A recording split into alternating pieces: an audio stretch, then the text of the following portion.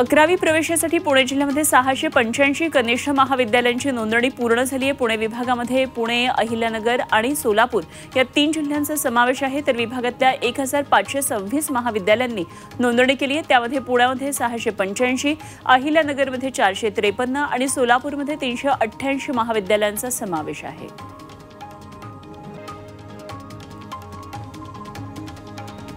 पुणे जिल्ह्यातल्या इंदापूर तालुक्यातल्या श्री छत्रपती सहकारी साखर कारखान्याच्या पंचवार्षिक संचालक पदाच्या निवडणुकीचा आज निकाल जाहीर होणार आहे आणि संचालक मंडळाच्या 21 जागांसाठी काल निवडणूक पार पडली। बारामती इंदापूर तालुक्यातल्या महत्त्वाच्या समजल्या जाणाऱ्या सहकारी साखर कारखान्यामध्ये जवळपास 22,800 सभासद आहेत। पुण्यामध्ये वर्षभरात 658 मद्यपी चालकांवर पोलिसांनी कारवाई केली आहे। ठिकठिकाणी नाकाबंदी, वेगवेगळ्या मोहीम राबवून पोलिसांची कारवाई सुरू असणार आहे। पोषकार अपघातानंतर पोलीस आयुक्तांनी मद्यपी आणि अल्पवयीन चालकांवर कारवाई करण्याचे आदेश दिलेत।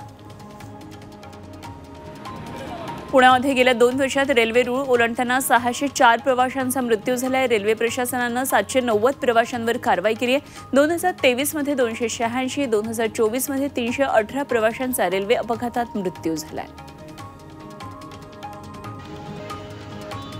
पिंपरी चिंचवडच्या मोशी भागामध्ये जलवाहिनी फुटल्यानं हजारो लिटर पाणी वाया जात आहे। एकीकडे शहराला पाणी पुरवठा करणाऱ्या पवना धरणाचा पाणीसाठा दिवसेंदिवस कमी होतोय, परिणामी पाणी टंचाई निर्माण झाली। मात्र मोशी इथं पाणी वाया जात आहे, त्यामुळे स्थानिक संतापलेत।